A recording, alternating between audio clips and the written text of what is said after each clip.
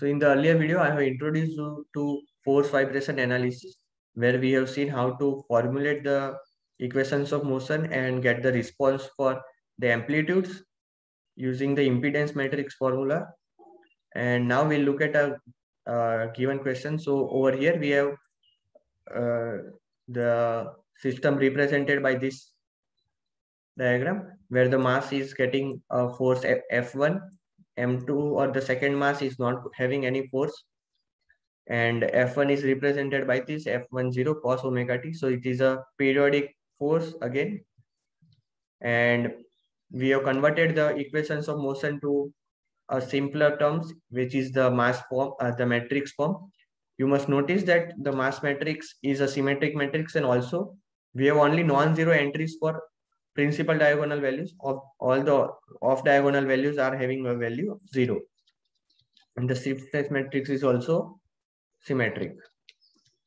We have just now will substitute the normal mode conditions, that is x is equal to x cos omega t plus y, and get this impedance matrix, that is the coefficient for x1 and x2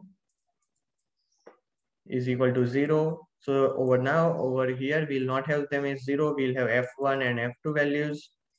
F2 is 0, so this will be 0. Okay. And now we can directly invert this matrix. Inversion of 2 by 2 matrix is very simple. So we can do that, and we can get the response or values of x1 and x2.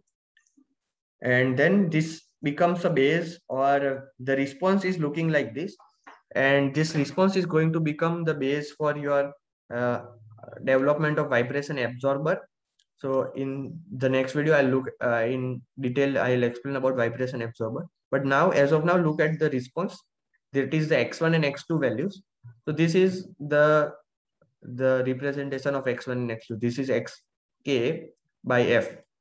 And this is with respect to omega by omega 1. That is the first natural or natural frequency. So the dotted line represents second mass, and the first line represents the main mass, which is applied a force.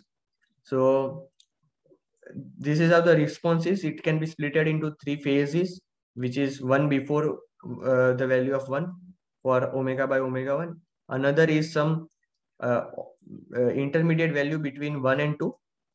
And the main point for us is this point, which is a point representing A. We are just saying it is A. That is where the amplitude is going 0 for one of the mass, that is the main mass. So that is we are going to use this concept for vibration absorber design. But other observations are that in all the 3 different phases, in the first part, my motion is in phase motion. In the second part, for half of that part, we have in phase motion, that is there is no phase difference. In the second part, we